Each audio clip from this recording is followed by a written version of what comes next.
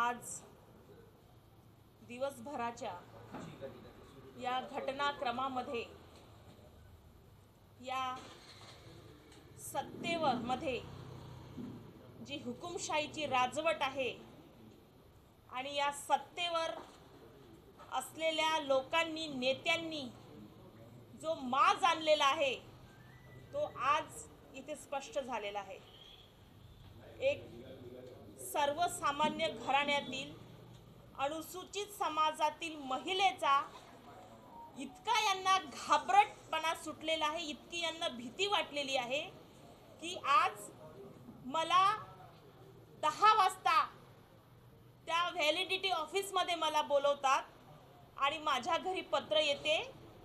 ते 10 पावणे 10 वाजता मला ऑफिसमध्ये बोलवतात आणि पत्र येते माझ्या घरी 10 वाजता आणि तात्काळ मी माझ्या वकिलासोबत चर्चा करावी, त्यांचा सल्ला घ्यावा अशी मला कुठलीही संधी न देता तात्काळ 11 वाजता माझ्या हातामध्ये नोटीस येतो आणि माझं जात प्रमाणपत्र हे अवैध आहे अशी ही हुकुमशाही या सरकारने आज इथे माजवलेली आहे।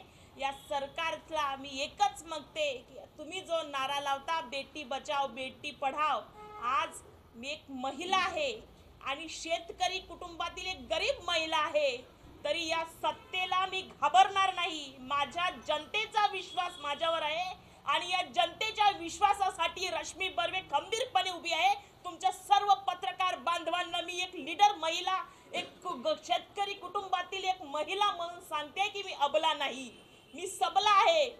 दुर्गेचा अवतार म्हणून एक नारी जेव्हा आपलं रूप घेते तेव्हा भस्मासूर सारख्या महिषासूर सारख्या राक्षसाला निधस्त करते। हे सरकार आहे, यांचे दिवस जास्त आलेले नाही, यांची सरकार लवकरच जाईल। आज यांना विरोधक संपवायचे आहे। जो यांच्या विरोधामध्ये उभा राहतो त्यांना त्यांच्या मागे असल्या प्रकारचे कटकारस्थान हे सरकार करतं। या सरकारला लाज वाटायला पाहिजे। एका शेतकऱ्याच्या, एक अनुसूचित समाजाच्या महिलेचं तुम्ही जात प्रमाणपत्र अवैध आहे असं तुम्ही तासाभरात तुम्ही ठरवता। तुम्ही होता कोण ठरवणारे? व्हॅलिडिटी ऑफिसरनी पुन्हा पहिल्यांदा एक नोटीस देते, त्याच्यावर पुन्हा एकदा अर्ज काढतो आणि तिसऱ्यांदा त्याच व्हॅलिडिटी ऑफिसर माझं जात प्रमाणपत्र अवैध आहे म्हणून ठरवतो। ही सरकारची हुकुमशाही आहे बंधूंनो, आणि हुकुमशाही फार काळ चालणार नाही। आज मी नारी आहे, माझा पूर्ण समाज नारीचा आज माझ्यासोबत ताकदीने उभा आहे। तुम्हाला कुठल्या तरी प्रकारे आज या सत्तेतील असणाऱ्या नेते मंडळीला सुद्धा लेकरं असतील, त्यांना सुद्धा मुली असतील, त्यांनी सुद्धा आम्ही त्यांच्या मुलींना आशीर्वाद देतो। आम्ही एक आपली संस्कृती आहे, पण विचार करा एखाद्या गरीबाच्या लेकी बाळीवर जर अशी परिस्थिती येत असेल तर विचार करा तिचं हृदय कसं पाजर फुटत असेल। आज मी सकाळपासून माझे जिल्हा परिषदचे पदाधिकारी, काँग्रेस पक्षाचे सर्व माझे नेते मंडळी आज माझ्यावर विश्वासाने ठामपणाने उभे आहे। आज माझा ग्रामीण भागातील एक कार्यकर्ता उपाशी तापाशी सकाळपासून कलेक्टर ऑफिस टू आमच्या उपाध्यक्ष मॅडमच्या बंगल्याचे या चक्रा मारत आहे। आपण सगळी मीडिया सकाळपासून आमच्या काय उत्तर आहे याच्यासाठी उभी आहे। या सरकारला भीती वाटलेली आहे। एक घाबरट सरकार बनून एका महिलेला घाबरते आणि आमच्यावर अशा प्रकारचा एक आरोप करते। मी घाबरणारी नाही, मी अजिबात घाबरणारी नाही। आमचे नेता आदरणीय केदार साहेब, आमचे नेता आदरणीय मुळक साहेब, समस्त काँग्रेसचे सर्व माननीय आदरणीय नेते मंडळी, माझा कार्यकर्ता, माझे जिल्हा परिषदचे सर्व माझे मंडळी आज माझ्यासोबत ताकदीने उभी आहे। मी घाबरणार नाही, मी अजिबात घाबरणार नाही। इतकं मात्र आज आपल्या सर्वांना सांगते, तुम्ही जितकं मला अडवाल तितकं मी ताकदीने उभी राहील। जरी आम्ही गरीब असलो, जरी आमच्याकडे आमची आर्थिक परिस्थिती, आमची कुवत असली, आमची परिस्थिती जरी मोठी नसली तरी आमचं मन फार मोठं आहे आणि सत्याच्या मार्गावर आम्ही चालत आहोत।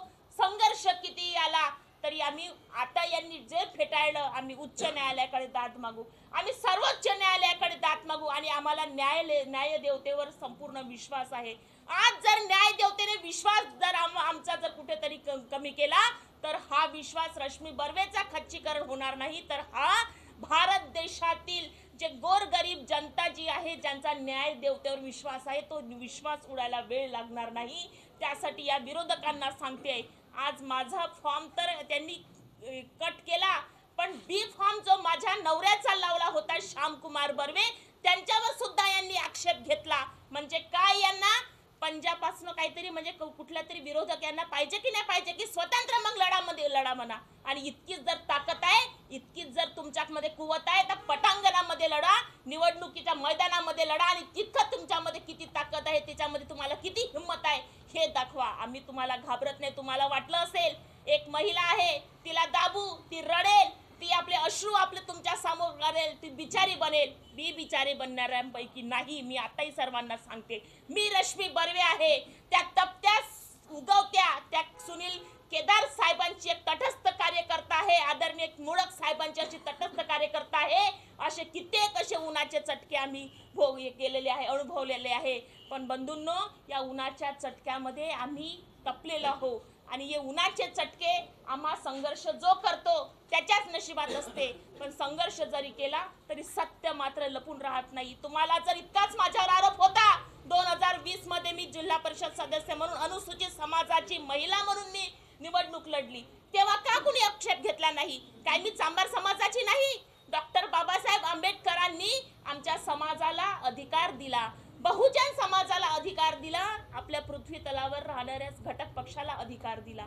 आज आमच्या समाजाला मिटवण्याचा प्रयत्न ही सरकार करत आहे. आज माझ्यावर अन्याय झाला, उद्या चालून कुठल्याही या भारत देशामधील महिला असो, युवक असो, बरेच पक्षाच्या घटकावर अन्याय होईल. यांना विरोधक संपवायचे आहे, यांना भीती वाटलेली आहे आणि यांची भीती ही फार वेळ चालणार नाही. यांना लवकरच यांचं उत्तर मिळेल.